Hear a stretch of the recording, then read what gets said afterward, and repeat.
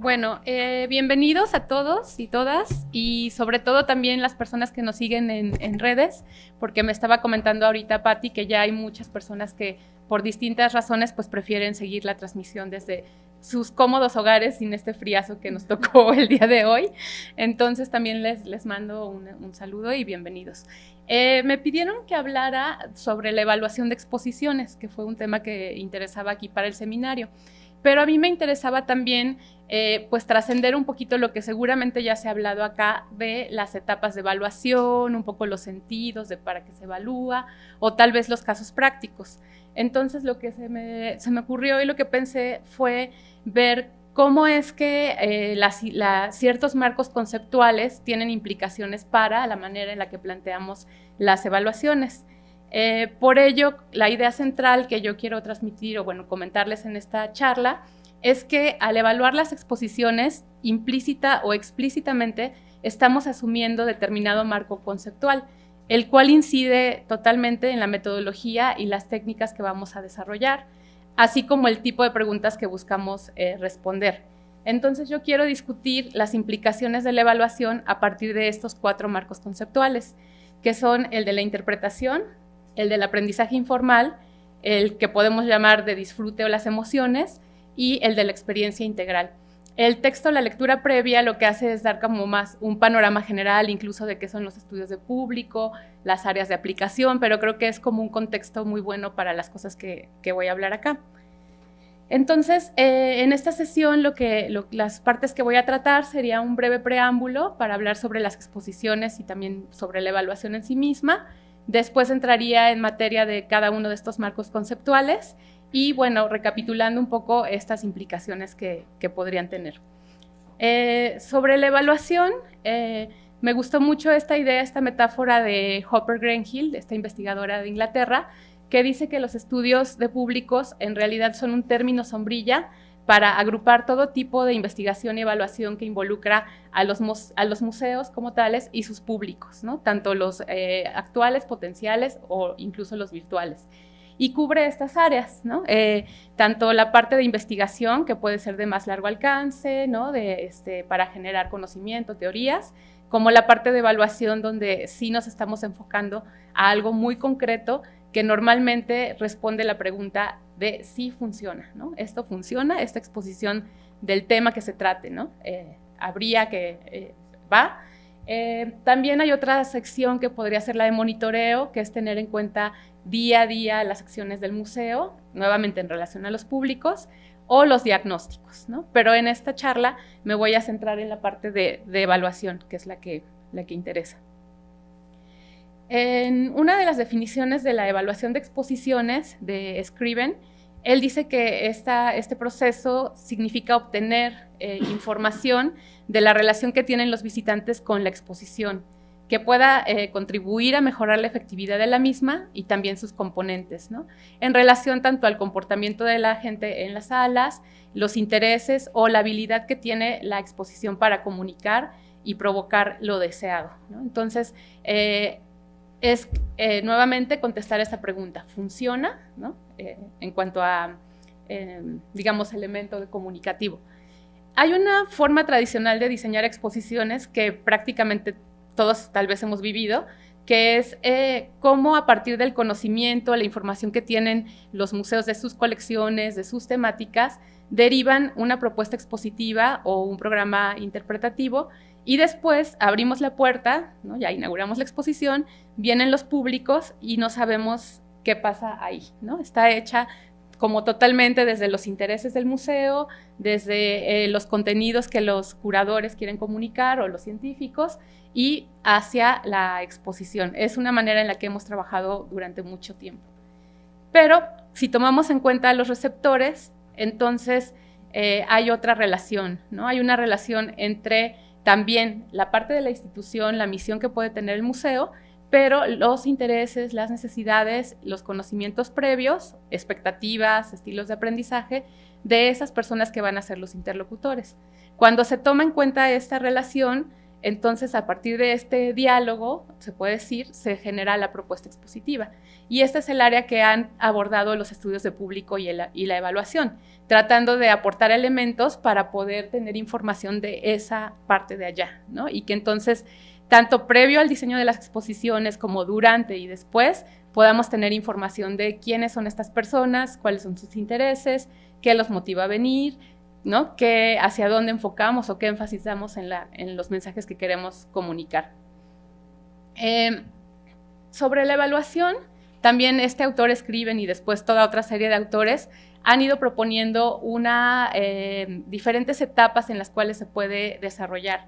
En la evaluación, dependiendo de en qué momento se pueda comenzar a realizar, puede ir desde el inicio del proyecto, antes de que se empiece a generar y a diseñar la exposición, y se llama previa. Puede desarrollarse a la par que se está desarrollando la idea de la exposición, digamos en unas etapas sucesivas, que se llama formativa, para ir refinando los modelos y para ir haciendo adecuaciones. Puede ser incluso en una etapa correctiva, es decir, la exposición ya está terminada, ya está montada, pero todavía tenemos oportunidad de valorar ciertas cosas. Puede ser sumativa, que es otra etapa de la evaluación, que se haría al final ya de la exposición, digamos, montada, lista, abierta, pero donde ya se ven los resultados que se obtuvieron. Y una modalidad adicional que se le hemos puesto en español incrustada, que quiere decir que la evaluación es parte misma de la actividad. O sea, esto queda un poco en el aire, pero vamos a ver un ejemplo. Y lo que nos dicen estas personas y muchos museos que trabajan con esta metodología es que entre más temprano se incorpore la evaluación en el proceso del diseño de las exposiciones, será más eficiente todo el proceso, ¿no? Porque muchas veces diseñamos la exposición, terminamos, inauguramos, y ya que está lista vemos que hay fallas, que hay problemas, que hubo cosas que se pudieron detectar más temprano, etc.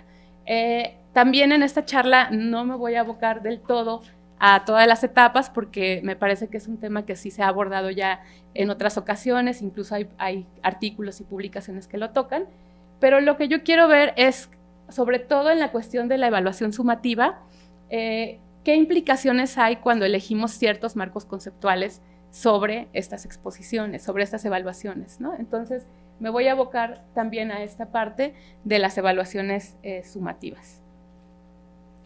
Entonces, nuevamente, ¿no? Cuando tomamos en cuenta los receptores, estamos estableciendo un cierto diálogo, una cierta relación en la que ya tenemos información sobre nuestros visitantes, sobre cosas que son o no de interés de ellos, o también incluso conocimientos previos, ¿no? Hay toda una variedad de cosas que podemos saber de estas personas para diseñar las exposiciones.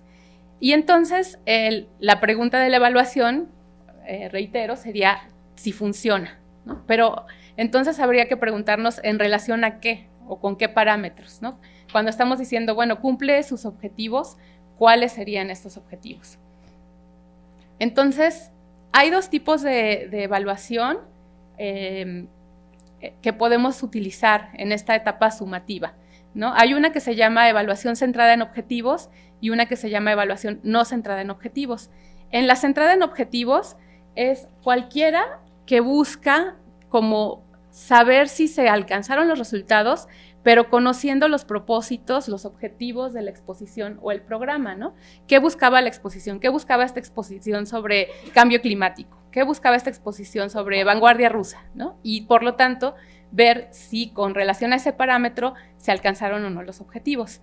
La evaluación no centrada en objetivos lo que nos dice es que evita conocer los propósitos y los objetivos y resultados esperados de antemano, porque no quieren como, digamos, tener cierto efecto, que aquí lo ponen como visión de túnel, ¿no? De decir, bueno, yo quería que la gente aprendiera sobre cambio climático, entonces voy a ir a buscar exactamente lo que me confirma que sí funcionó mi exposición. Entonces, en la no centrada en objetivos, realmente más bien vamos a ver qué sucedió independientemente de lo que el equipo que diseñó la exposición quería lograr. Aquí hay algo muy importante, y es que a final de cuentas el sentido de la exposición está dado por este complemento entre lo que plantean los diseñadores de los proyectos, sus objetivos y sus propósitos, y las experiencias que lo que crea el público en cuanto a sentidos y significados, ¿no?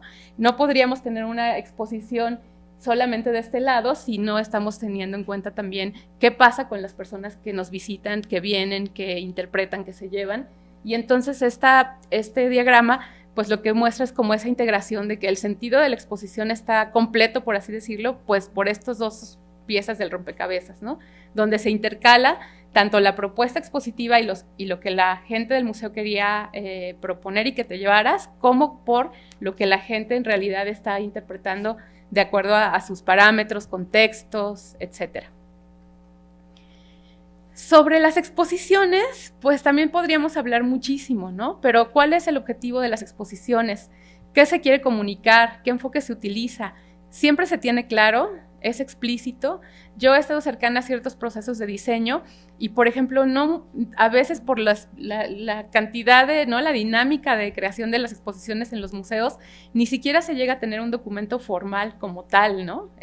A veces sí, a veces son muy completas estos proyectos ejecutivos donde viene el objetivo desglosado, ¿no? Todas las estrategias, pero a veces no. Entonces, ¿qué quieren comunicar estas exposiciones o cuáles son sus propósitos, ¿no? ¿Qué estrategia asumen ellos también, ¿no?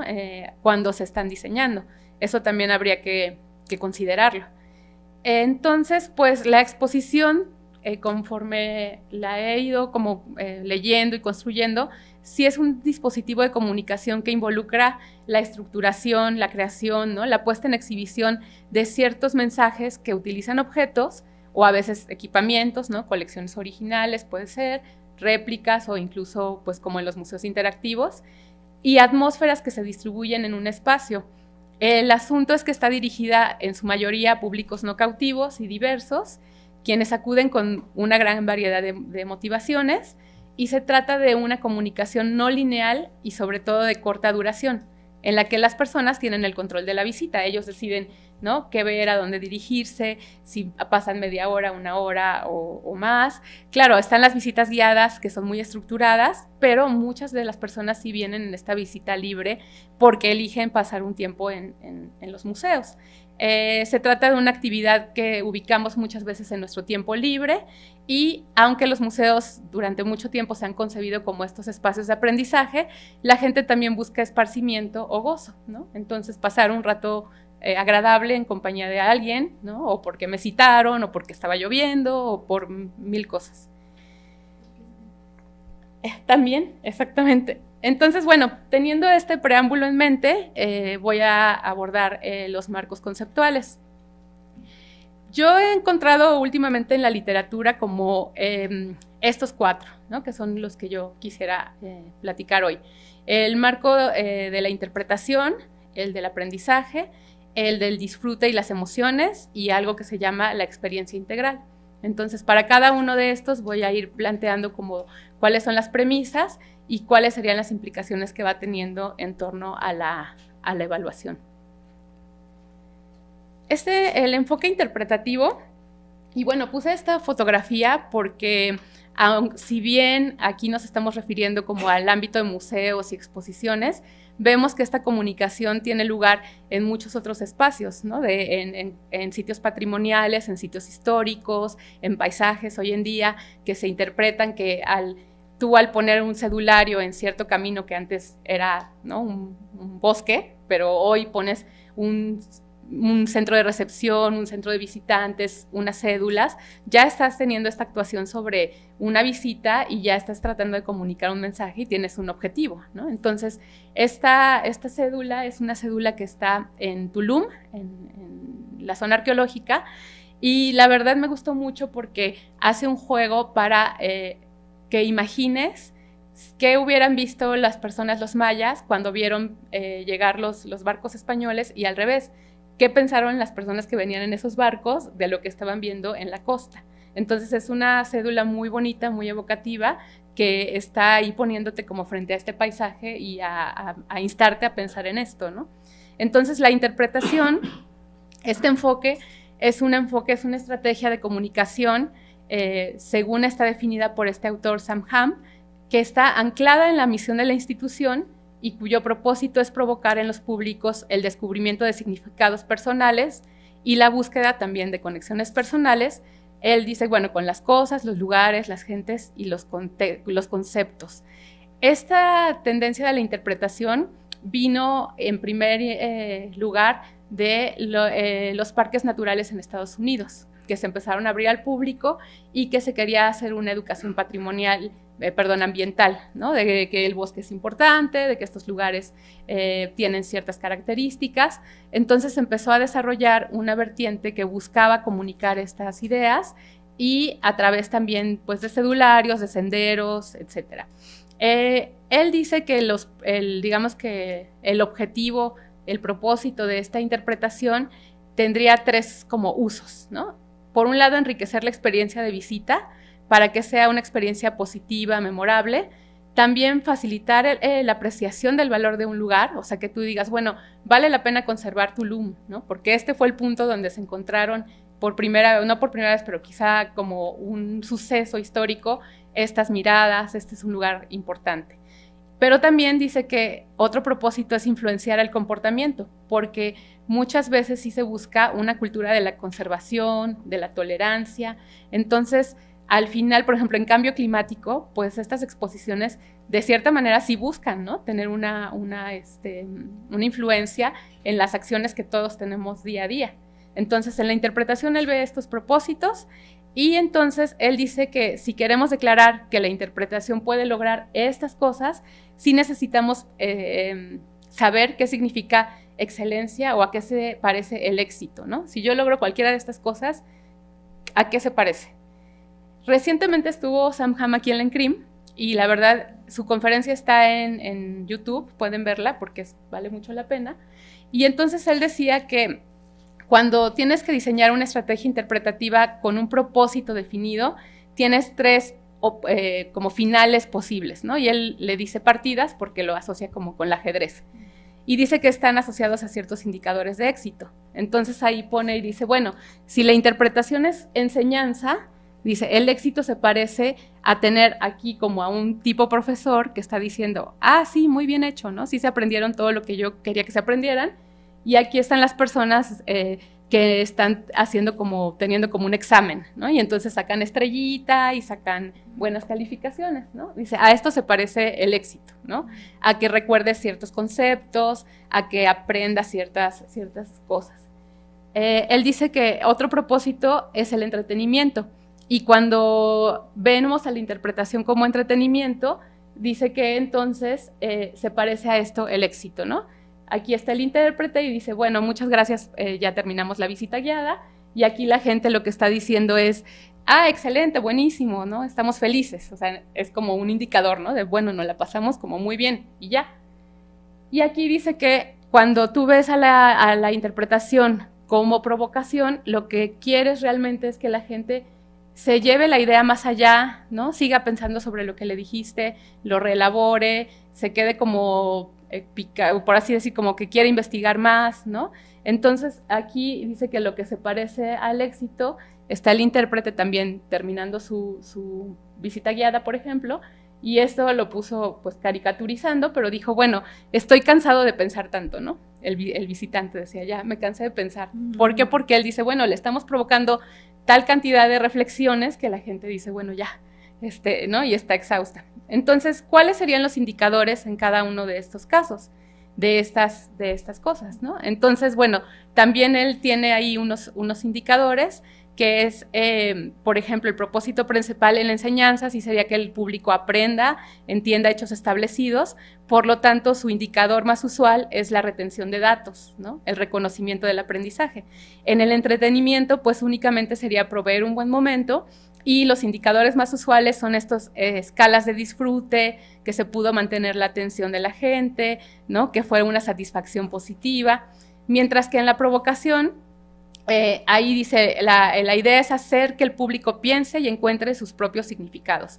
Entonces, los indicadores que él propone es la cantidad y el tipo de ideas que se generan. Y él le llama como pensamientos generados, ¿no? ¿Qué tantas ideas te causó esto? ¿A qué tantas otras cosas te llevó? En la interpretación siempre se maneja una idea principal que ellos le llaman tesis, qué es el mensaje que te quieres llevar, que quieres que se lleven y recuerden, incluso lo puedan volver a frasear, ¿no? Entonces están estructuradas incluso de cierta manera para que sean muy fáciles de recordar. Ahí en este libro él da recomendaciones de los verbos que son mejores para usar, o sea, toda una estrategia muy estructurada. Pero vean que aquí en este cuadro él pone justo en las palabras de los que planean, qué es lo que quieren comunicar, ¿no? ¿Cuál es la intención que se quiere comunicar? Y que se llama de muchas maneras, ¿no? Idea clave, la idea central, las ideas que se quieren explorar, el mensaje principal, el punto principal, etc.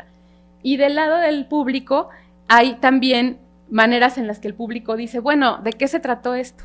¿No? O sea, por ejemplo, en cine diríamos la trama, ¿no? La trama principal, y el público diría, ¿de qué se trató la película? O sea, ¿de qué trata la forma del agua? ¿No? Entonces dice, bueno, pues hay dos lados de esa idea.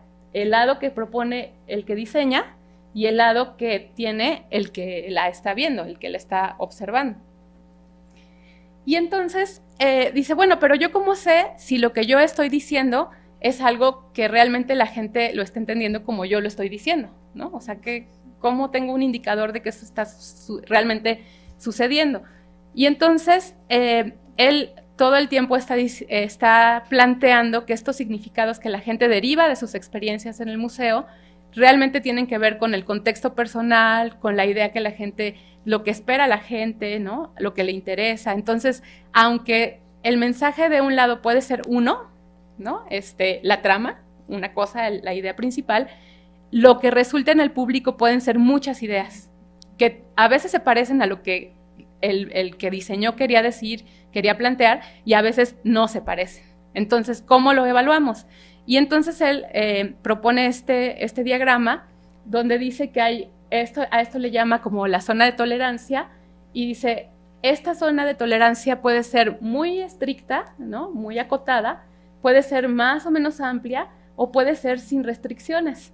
Entonces, si lo que yo quiero es provocar a mi público, yo lo que puedo hacer es que en realidad todas sus ideas pueden estar en esta zona que no tiene restricciones, porque yo lo que quiero es provocar, ¿no? Entonces, a lo mejor también sería la idea, no sé, ahorita de la forma del agua, ¿no? A lo mejor Guillermo del Toro dijo, bueno, pues que la gente piense lo que quieran, porque en realidad, pues es una historia, no sé, lúdica, de amor y tal. Entonces, a él, pues, lo que nosotros pensemos aquí estaría satisfecho, ¿no? De decir, pues sí, si es el amor idílico, si es el amor, si es la bella y la bestia, si es, ¿no? Entonces cae en esta zona que es sin restricción. Pero nos dice Sam Ham, cuando queremos comunicar ciertos mensajes muy específicos en los que sí queremos incluso instruir o incluso cambiar el comportamiento de la gente en relación a algo, sí queremos que lo que la gente está construyendo se parezca mucho a lo que nosotros les dimos, ¿no? Y un ejemplo que pone es el de los mensajes que hay en los parques naturales en Estados Unidos, de no dejes la comida de cierta manera porque viene el oso y no solo se va a comer tu comida, te va a comer a ti.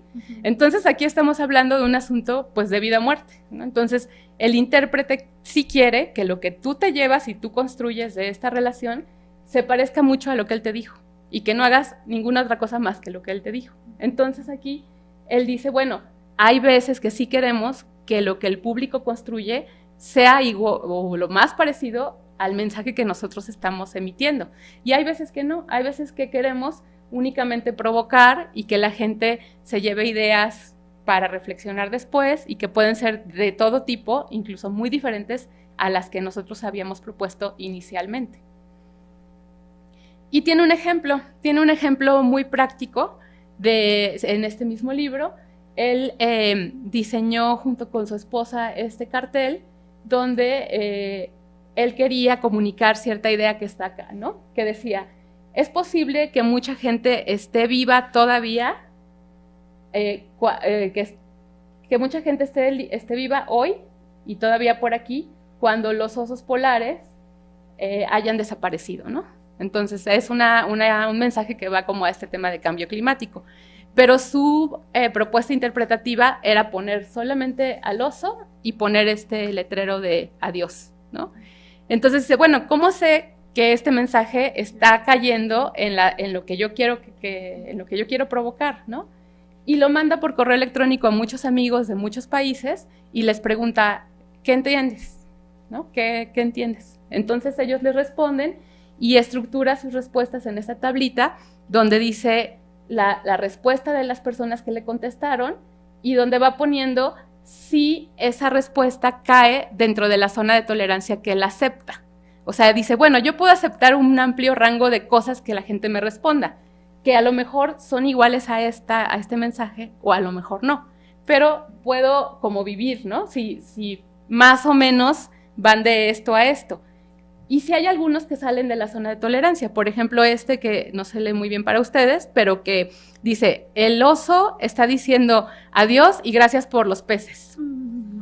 Entonces ese mensaje no tiene nada que ver con lo que él propuso aquí, la intención comunicativa, pero entonces es uno de los pocos que sale de esa zona de tolerancia, ¿no? Entonces él está proponiendo, y además lo dice como muy cándidamente por una metodología que nos puede parecer lo más poco sistemática, que dice que un intérprete puede saber qué tan exitosa fue su propuesta si le pregunta a las personas, dime qué pensaste, ¿no?, de esto, y dice, y si tú estás contento con lo que te responden. O sea, las veces que te sonrías porque digas, ah, sí, eso es lo que yo quería decir, cuéntalas, ¿no? Y si son 10 veces y 2 no, ya estás.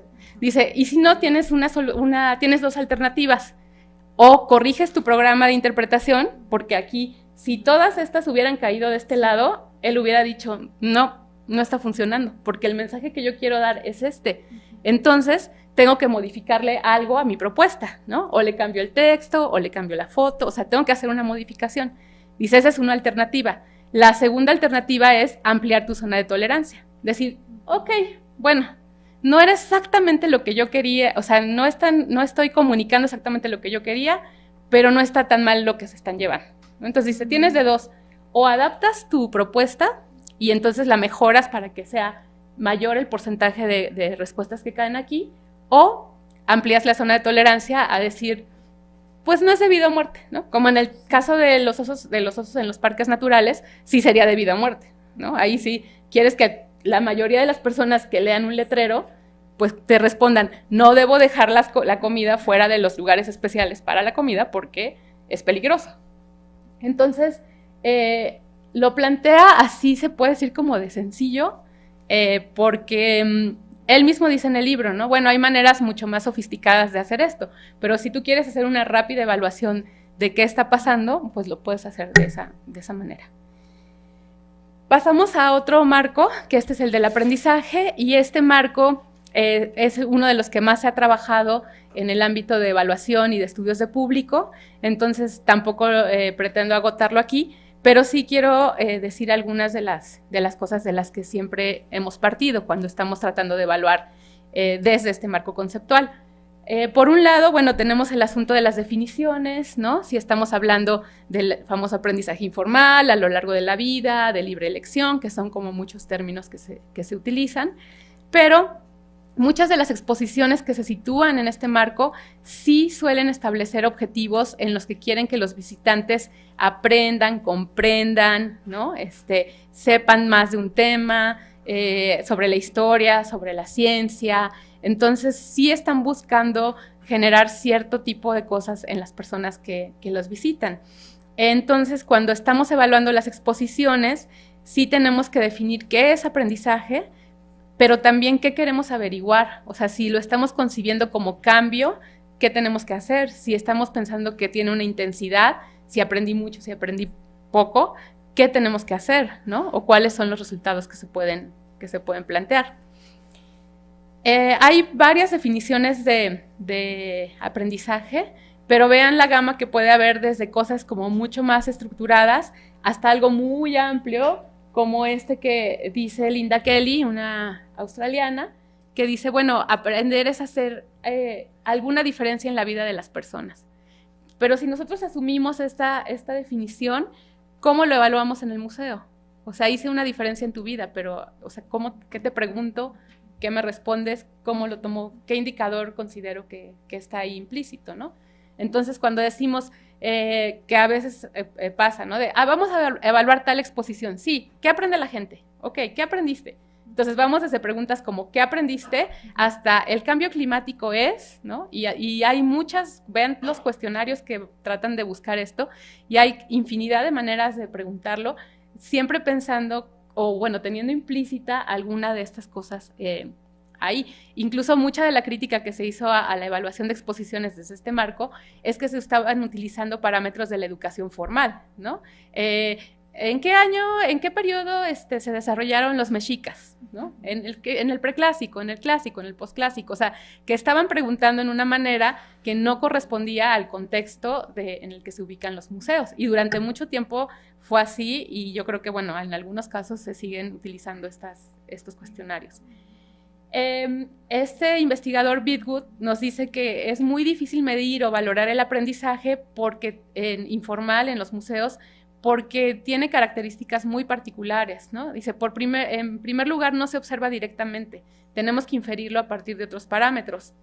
También se traslapa mucho el aprendizaje formal e informal, aquí mismo en Universum, ¿no? Vienen los chicos de las escuelas, ellos ya estudiaron cosas en su aula, aquí vienen y aprenden otras cosas. Si yo les aplico un cuestionario, ¿cómo sé hasta dónde fue lo de la escuela y dónde empezó lo del museo? ¿No? O sea, está muy imbrincado, ¿no?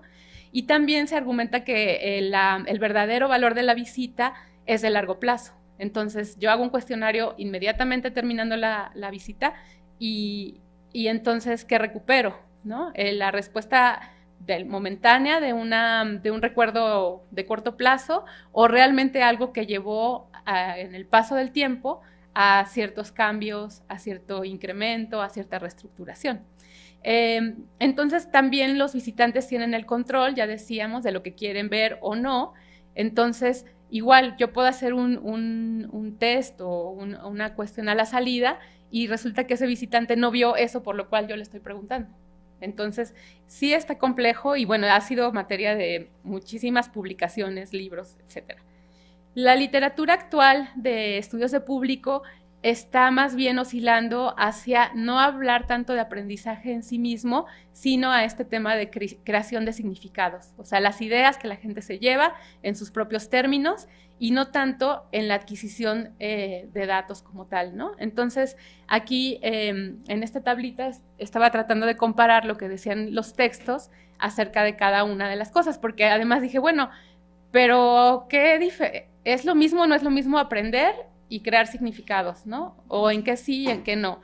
Y, por ejemplo, George Hein en un texto dice, en el aprendizaje constructivista, aprender es crear significados. O sea, son exactamente lo mismo, son sinónimos, pero esto depende de los autores. Entonces, ahí tratando de poner un balance, sí veía yo que hay un cierto énfasis, ¿no? Que en el aprendizaje sí se ha tratado mucho más de medir, sí se ha hecho un énfasis en la adquisición de nuevos datos, ideas, ¿no? Sí se ha visto como un cambio que además debe ser incremental, en la comprensión del mensaje principal, ¿no? A veces se ha utilizado un enfoque experto-novicio, ¿no? Donde el museo es el que pues tiene el conocimiento verdadero, validado, etcétera. Y comúnmente también se asocia al aprendizaje conceptual. Se ha recuperado mucho a través de declaraciones personales, o sea, lo que la gente reporta que aprendió, ¿no? Al no tener manera de verlo directamente, lo inferimos a partir de lo que la gente dice. En la creación de significados, más bien se va como hacia cómo se da sentido, ¿no? Cuáles son esas experiencias, conocimientos previos. Además, se reconoce que no solamente hay un incremento así, un cambio incremental, sino que puede haber refuerzo, transformación, resignificación, que hay una interpretación principal del mensaje en términos personales, también que hay diferentes narrativas como de entrada, ¿no? ¿Quién es ese visitante? ¿De dónde viene? ¿Cuáles son sus contextos? Y se dan cabida a las emociones y otro tipo de reacciones personales. Vean, o sea, hay una larga lista, que no la voy a agotar aquí, pero hay muchas maneras en las que durante todos estos años de evaluación en museos se ha intentado conocer o medir el aprendizaje, ¿no? Por diferentes técnicas, en qué momento de la visita se hace, con una comparación pre y post visita, o solamente de salida, etcétera, ¿no? Y aquí venía como la aplicación que se buscaba, ¿no? tanto valorar qué tanto se recuerdan ciertos aspectos, medir la memoria visual, obtener evidencias del aprendizaje cognitivo, o sea, hay como toda una gran lista. Pero las propuestas más recientes sí se enfocan a técnicas mucho más abiertas y mucho más ad hoc a estos contextos como el museo. Por ejemplo, esta propuesta de los mapas de significado personal, que son muy abiertos, solamente preguntan sobre un concepto clave y ahí el visitante puede poner todo lo que piensa, cree, sabe, ¿no?, sobre ese concepto. A veces se puede comparar previo y post, pero ya es muy abierto, o sea, ya no es como medición de ciertos indicadores, sino es recuperar conocimientos previos y tras la visita recuperar qué sucedió y qué cambios hubo. Y incluso en esos mapas los visitantes pueden tachar cosas, ¿no? A nosotros lo usamos en un caso en Tajín, y en el mapa de entrada venía ¿qué asocias con Tajín? Y venía Olmecas, ¿no? Y a la salida el visitante dijo, no son Olmecas, y lo tachó, ¿no? Entonces también puedes como justo reformular tus ideas. Son técnicas que ya son mucho más abiertas.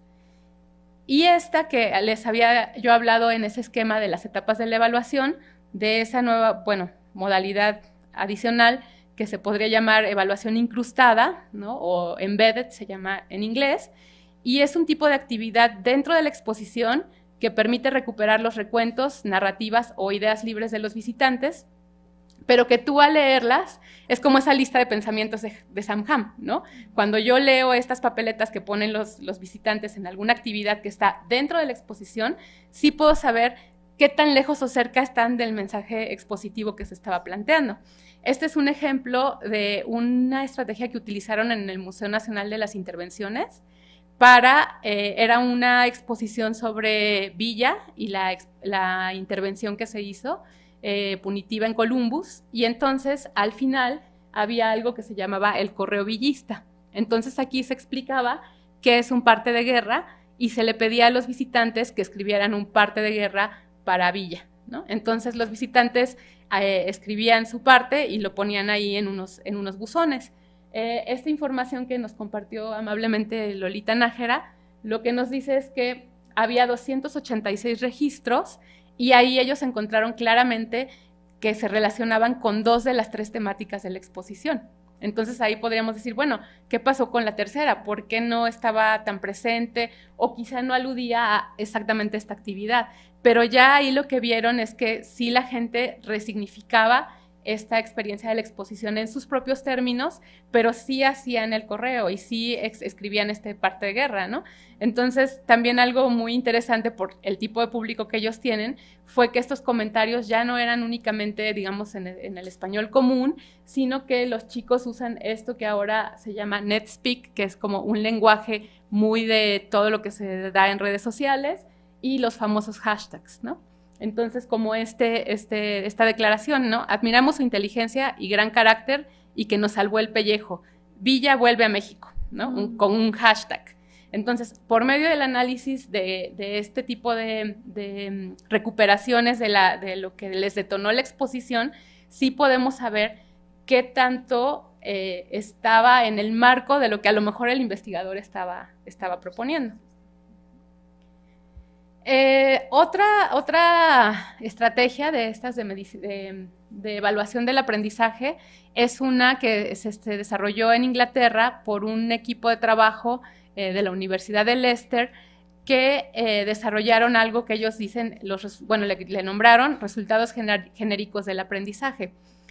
Una de las críticas también a esta evaluación de las exposiciones basadas en el marco conceptual del aprendizaje es que siempre se estaban buscando indicadores de aprendizaje conceptual, ¿no? de las ideas, los conceptos, la historia, los hechos. Y a través de esta investigación, lo que ellos querían proponer era más bien una manera más amplia de recuperar otro tipo de resultados del aprendizaje que no necesariamente estuvieran ligados con la parte conceptual. Entonces, tuvieron que desarrollar ellos una definición operativa a partir de la cual trabajar para saber qué sí es aprendizaje y qué no es aprendizaje, y también proponían distinguir entre los resultados como tal, ¿no? Lo que genera, los procesos, que es qué estaba teniendo lugar durante o cuando ocurría el aprendizaje, y también los objetivos del aprendizaje, es decir, las intenciones de los desarrolladores que establecían de antemano, ¿no? De yo quiero que la gente aprenda tal cosa. Y después de una investigación de bastantes años de largo plazo, a lo que llegaron fue a ubicar 5 resultados genéricos del aprendizaje. Y esto fue también de acuerdo a lo que la gente declaraba. O sea, cuando le preguntaban, cuéntanos una experiencia de aprendizaje que hayas tenido en algún museo, no nada más hablaban de hechos y de conocimiento, sino que también hablaban de habilidades, de comportamientos, de inspiración y creatividad, de actitudes y valores. Entonces ellos fueron viendo que no era únicamente, por ejemplo, en historia, ¿no? los hechos o los personajes o los procesos, sino que también la gente declaraba haber adquirido alguna habilidad de algo, ¿no? De comparar, de aprender a hacer algún tipo de, no sé, diseño, por algo que lo inspiró en la exposición. Entonces, al final, establecieron estos como 5 resultados genéricos del aprendizaje.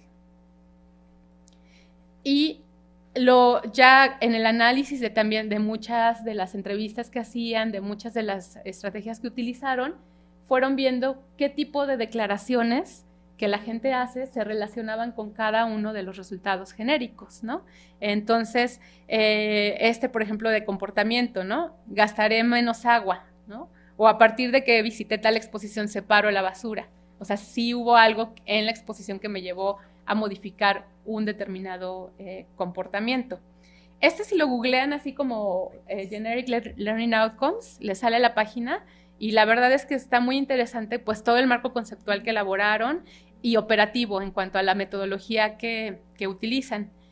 Porque, ¿cómo se evalúa aquí? O sea, ¿cómo evaluamos bajo en el marco conceptual del aprendizaje, pero los resultados genéricos del aprendizaje? Ellos tienen en su página toda una serie de recursos, porque esto fue auspiciado por el Consejo de Artes de Inglaterra, y ellos quieren poner a disposición de los diferentes museos esta serie de herramientas para que puedan utilizarlas y aplicarlas. Entonces, si ustedes lo buscan, verán que tienen guías, ¿no? Los cuestionarios, los métodos de investigación, las propuestas en esta página para que se pudiera aplicar. Aquí están, ¿no? Este tipo de documentos donde traen qué método, no sé, pros, contras, recomendaciones, etc.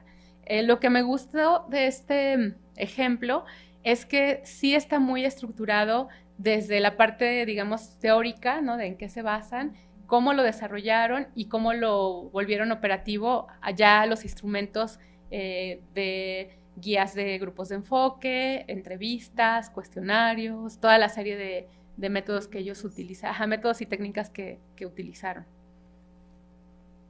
Hasta aquí un poco les recuerdo que mi intención es ver cómo en cada uno de los marcos conceptuales tenemos ciertas maneras distintas de aproximarnos a la evaluación y estamos preguntando cosas diferentes, ¿no? Entonces, todo depende también de la exposición, desde qué punto de vista se diseñó. Si se diseñó con un marco conceptual de la interpretación, entonces podremos apuntar a eso. Si los desarrolladores de la exposición querían realmente proponer algo de objetivos de aprendizaje, entonces, ¿dónde nos situamos? Es muy, muy diferente. Tanto en la interpretación como en el aprendizaje, diríamos que estamos más enfocados a una evaluación por objetivos, porque sí estaríamos comparando mucho lo que los equipos querían proponer y lo que está sucediendo con los visitantes, ¿no? De esas dos alternativas, centrada en objetivos y no centrada en objetivos, digamos que estaríamos más inclinados hacia centrado en objetivos, ¿no? Esa comparación, ¿qué queríamos lograr? ¿Qué se obtuvo? Otro de los marcos conceptuales que no sé si debiera tener un nombre diferente o qué, pero bueno, yo le puse así, del disfrute y de las emociones. Es un marco conceptual que está surgiendo recientemente que tiene que ver, pues por supuesto, mucho con lo que podrían ser las experiencias en los museos de arte, pero no solamente en los museos de arte, también en cualquier tipo de museos hay estas emociones, este disfrute que la gente que acude a los museos busca tal vez, o inesperadamente también lo puede llegar a encontrar, ¿no? Dice que, bueno, recientemente se ha dado menos relevancia a los objetivos de la visita, a la parte objetiva de la visita tal cual, para dar paso a un estudio también de las sensaciones, de los sentimientos, las experiencias vividas, ¿no? Los afectos. Por ejemplo, este artículo de Smith habla de las emociones de los visitantes, los afectos y el registro de cómo se involucran las personas en los museos y en los sitios patrimoniales, ¿no? Si yo estaba en esa súper bonita vista que les enseñé de Tulum, con esta cédula que la verdad está muy bien diseñada, la leí y después volteé y vi al mar, o sea, sentí algo que me llevó, ¿no? Esa fue la intención, como llevarte a ponerte en ese lugar y a imaginar cómo fue y qué hubieran pensado estas personas, ¿no? Entonces, también esta autora nos dice que los museos y estos sitios patrimoniales son lugares a los que los visitantes acuden para tener emociones y sentir. Hemos dado mucho peso durante mucho tiempo a la parte de este aprendizaje conceptual, ¿no? De vienen a aprender y tal, pero pues tal vez solo quiero pasar un rato agradable y estar en un lugar de silencio, ¿no? Muchos de estos museos son lugares de contemplación, ¿no? Entonces a lo mejor solo quiero eso. Entonces ella lo que buscaba en esa investigación es ver cómo es que las respuestas afectivas podían impedir o facilitar el involucramiento. También lo están aplicando mucho a estos museos y lugares de temas controversiales, ¿no? Como pueden ser los museos de memoria y tolerancia, los memoriales, los sitios donde han sucedido estas tragedias, por ejemplo el World Trade Center, ¿no? O sea, qué tanto yo estar en ese lugar, lo que me provoca, me permite sí realmente involucrarme con ese contenido que me están dando, o al revés, me bloqueo y digo, no, yo no quiero saber, ¿no? O sea, o no sé. Pueden estar pasando muchas cosas en estas visitas. Este es otro artículo que también da mucho más énfasis a las cuestiones de la atmósfera, ¿no? Este autor decía, bueno, sí están las colecciones, sí están los objetos, pero también lo que sucede en una experiencia de visita al museo es que hay una atmósfera, o sea, hay un espacio intangible entre los objetos y los sujetos que tú transitas, ¿no? La visita al museo finalmente implica un recorrido, implica un moverte en cierto espacio. De hecho, es una actividad muy demandante, porque te demanda intelectual y físicamente, ¿no? Te agotas porque al final estás ahí como pues con todos tus sentidos, tratando de leer, tratando de entender, pero además pues vas caminando y hay cosas que pueden ser estos lugares enormes, ¿no? Donde te cansas. Entonces, este autor le da mucha relevancia a la atmósfera. Y él dice que, bueno, en ese sentido la exposición se torna mucho más un momento de encuentro emocional más que un ejercicio didáctico. Y que más que el énfasis en las colecciones, en los objetos, aquí hay un énfasis en este espacio en sí mismo, ¿no? La experiencia del museo, él dice como una experiencia personificada, encarnada de desplazamiento. Y lo que pasa es que en entrevistas que se han hecho con visitantes, ellos reportan mucho más, en lugar de un objeto en particular, más bien la evocación, ¿no? De qué les detonó, en qué estaban pensando, a qué los llevaba esta visita, ¿no? A recordar episodios familiares, a recordar ciertas sensaciones, mucho más que algo estructurado conceptualmente. Y bueno, ¿cómo se evalúa? Aquí puse un posible ejemplo, la exposición Aztecs, Conquista y Gloria, que se presentó en Nueva Zelanda y Australia. Es un proyecto que hizo el INAH, bueno, en colaboración con estos museos y que itineró a estos lugares. Les puse posible porque esta investigación que hice yo junto con una colega de Nueva Zelanda, no la hicimos buscando recuperar las emociones o este disfrute, sino que fue una exposición, una investigación de largo plazo para ver mucho más el sentido de estas exposiciones internacionales, ¿no? Sus resultados y qué provocan en la gente, ¿no? Cuando una cultura se exhibe en el marco de otra cultura muy diferente. Pero a final de cuentas, ahora lo veo, fue un cierto tipo de evaluación no centrada en objetivos, porque nosotros no lo fuimos comparando todo el tiempo, pero sí vimos que en los recuentos, bueno, esto es un poco del marco conceptual del que nosotros partimos, en el que integramos todos estos aspectos, pero hicimos estos eran los objetivos, hicimos una investigación totalmente cualitativa y con visitantes. Lo que hicimos fueron entrevistas post-visita, incluso varios días después de la visita al museo y de seguimiento meses después, incluso de la visita al museo. Entonces sí fuimos recuperando estas narrativas de la gente, lo que contó, ¿no? Durante su visita. Fueron bastantes entrevistas entre profesionales también que trabajaron en la exposición y los visitantes. La entrevista con el público fue muy abierta y realmente buscaba recuperar el recuento de la visita. O sea, era, cuéntame de tu visita, desde que entraste hasta que saliste, no te voy a interrumpir, puedes decirme lo que tú quieras, ¿no? Venme diciendo qué fue lo que pasó, y al final sí se hace una recuperación para algunos puntos. Pero entonces la gente sí empieza a hablar y dice, bueno, era un domingo soleado y mi hijo... normalmente siempre vamos a los partidos de fútbol, pero ese día se canceló, entonces yo le dije que fuéramos a la exposición y él no quería, y bueno, finalmente sí fuimos y yo pensé que se estaba aburriendo muchísimo, pero cuando salimos le pregunté de varias cosas y lo había visto todo, y entonces empiezan a contar mucho de esto. Y vean el tipo de cosas y de declaraciones que se generan, ¿no? Que son estas que son mucho más relacionadas con la empatía o la imaginación. Había estas reproducciones, bueno, como recreaciones de este guerrero águila que estuvieron muy bien hechas por los estudios cinematográficos en Nueva Zelanda, de los creadores del Señor de los Anillos, ¿no? Entonces, vean lo que dice este visitante, ¿no? Era tan grandioso que yo seriamente podía sentir a cientos de estos tipos dirigiéndose hacia mí y el terror que pudo haber causado, o incluso ser uno de ellos, y el honor de personificar ese espíritu.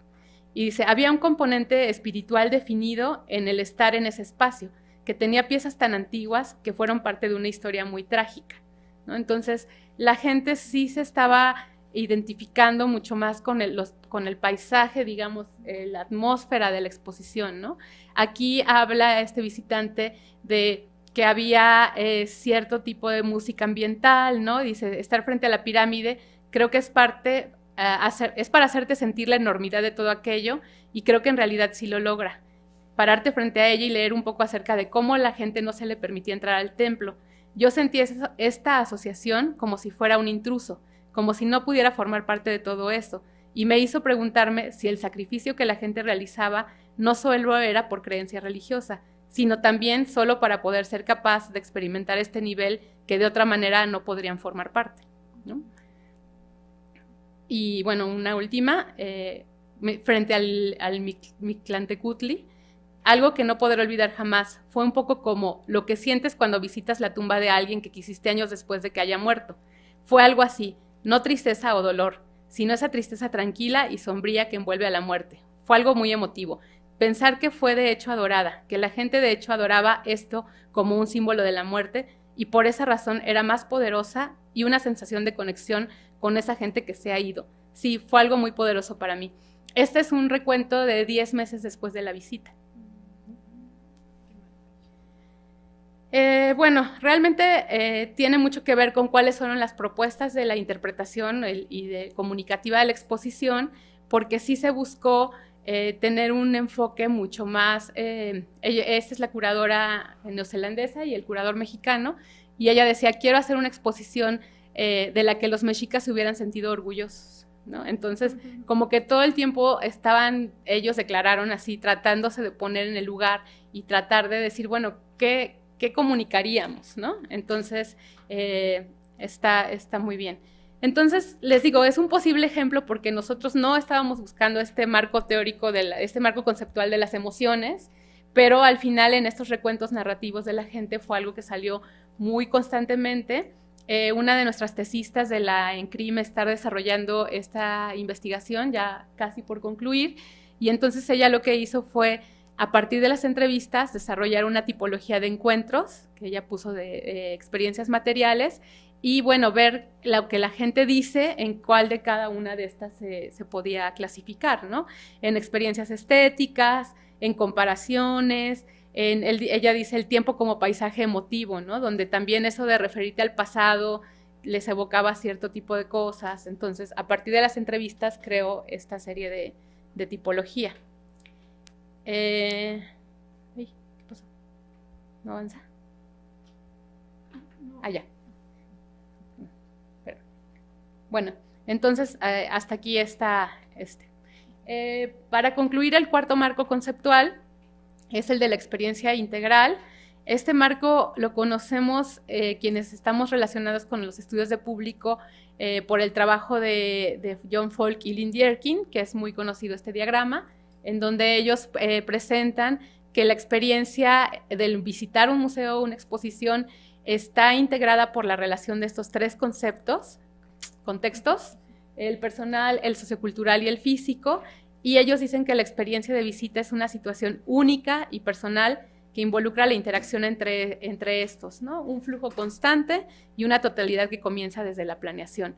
Este marco ha sido muy influyente, también en relación, por ejemplo, con el aprendizaje, con el marco del aprendizaje, porque a partir de aquí ellos han ubicado que hay ciertas cosas que tienen influencia en lo que la gente puede o no aprender, porque hay desde la motivación y las expectativas, ¿no? Los conocimientos previos, pero que también qué tanto nos apoya el museo con una orientación conceptual o espacial, ¿no? De decir, esta exposición se va a tratar de A, B y C, ¿no? Entonces, todas estas cosas que están relacionadas con los contextos, ellos plantean que son variables que afectan la manera en cómo experimentamos nuestra visita y eventualmente de la cual podríamos derivar algún tipo de aprendizaje. También ha sido una influencia para nuestra propuesta, la de Manuel Gándara y yo, de este índice que hemos desarrollado de centralidad del visitante, que también lo presenté por acá algún día, y que tiene totalmente la estructura basada en este marco. O sea, ¿qué pasa antes de la visita? ¿Qué pasa durante la visita y después de tu visita, ¿no? Y cómo se puede estructurar un número comparativo entre museos que nos pueda indicar a mayor cercanía a este 100%, a este centro, digamos, ideal, el museo está como más consciente de sus visitantes por toda una serie de indicadores que nosotros fuimos desarrollando en este índice. Este es un ejemplo que hicimos con estudiantes de mi clase.